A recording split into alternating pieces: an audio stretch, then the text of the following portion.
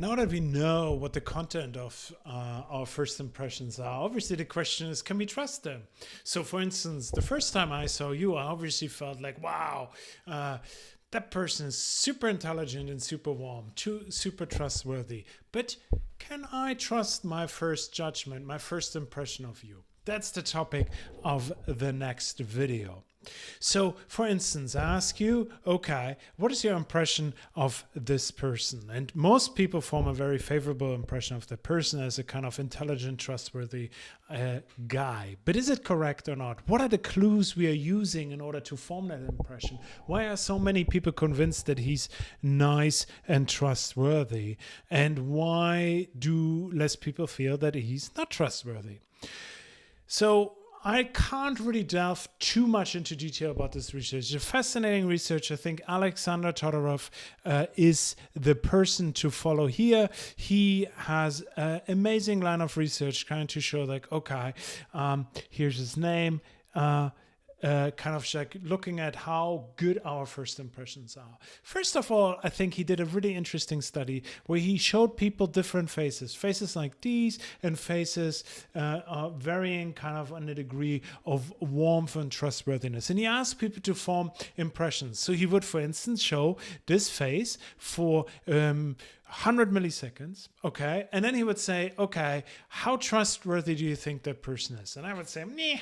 He looks like it's not very trustworthy. And then he would say, okay, show me many, many other pictures. And he would show me his face again. And now for a second or for 10 seconds or for how long I would want to take to make my judgment. And then he would record my judgment again. So I would see the same face and I wouldn't see it for 100 milliseconds, or I would see it for a millisecond, for 1 second, or for 10 seconds, or for how long I wanted to. And then I make my trustworthiness judgments. And what you can see in his research is that basically after 100 milliseconds, we form our impression of the other person. So if I see you for 100 milliseconds, I think like, wow, they're trustworthy. That's a great person. Okay. And it doesn't matter if I then have more time to evaluate it. There's some cues that I use to make that quick judgment. And they're there after 100 milliseconds. So when people say first impressions matter and they're really, really quick, that's the research they point to, right? And you can see here also another component of his research where on the left, this person is judged the least trustworthy or the least warm, and this person is judged the most trustworthy or most warm, right? You can see typical female features and a big smile make a huge difference. So, for instance, one thing he can also show is like if you show a person the same face, the same face of the person once the person is smiling and once the person is not smiling, we have very different trustworthiness judgments about that person. So when I smile at you, when I come into the room and smile, then I get high trustworthiness ratings. But if I don't, if I look a little grim, then you don't trust me. So there already is kind of like a clue that shows you, how can that work, right? That we rely on that. Are they really accurate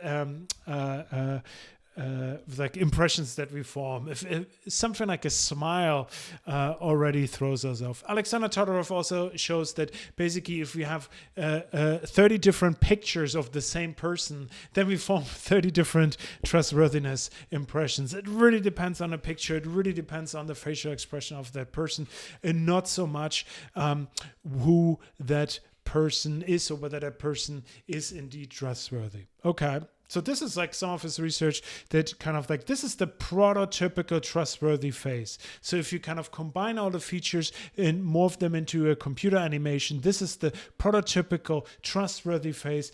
And this is the prototypical untrustworthy cold face. Okay. You can see there's a gender difference between them, but also differences in facial features. So there's some faces we think, ooh, they are trustworthy, and ooh, they're not. So you can also see these judgments really matter. In his research in Science, Alexander Todorov shows that you can basically use the interference of competence, it's not trust here, but competence, to predict the outcomes of elections. So you would show basically people who are not involved and do not know anything about the election, the faces of politicians, let them judge them, the competence of these faces, races, and then he uses them to predict the outcome of the elections in these, I think it was Senate races.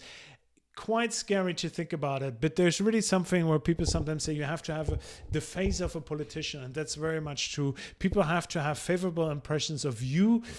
When they see you, they must perceive you as somewhat likable and competent. It's very hard to overcome it because only few of us are really investing the time to form accurate and informed judgments of our politicians. So we form first impressions, we form them super quickly, they're somewhat stable over time, and they matter for our behavior. But are they accurate? Okay? Can I trust my impressions of you?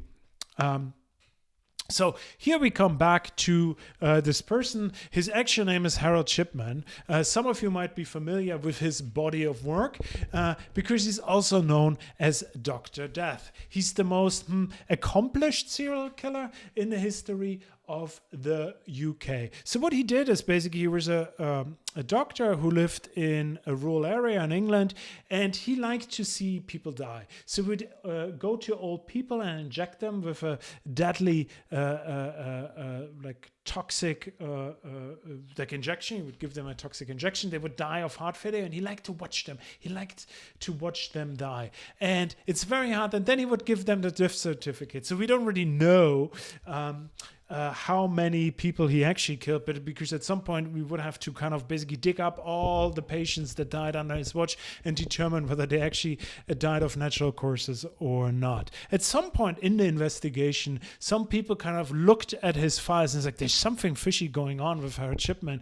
There's so many old people dying under his watch. What's going on? So he sent the police to him, and the police actually literally said, like, he looked so trustworthy. I can't believe that there's something going on with him, that there's something true. But here you can see the face of evil, right? Suddenly there's a very different picture. There's a reason why I didn't use that picture, but the other picture where people like, oh, look at him. Now we know he's a bad person. So people often in my lectures can't really pick up on the idea that this might be an accomplished serial killer rather than a kind of hapless grandfather. So we are often misled, and there's nothing wrong with that because there are basically no facial features that tell you whether you can trust that person or not, okay? You might be blessed, and you obviously are because I formed such a favorable impression of you, be blessed with a trustworthy and competent face, but this does not reflect on whether you are actually competent or trustworthy. Obviously you are, but others are not. Like Harold Shipman, he could not be trusted.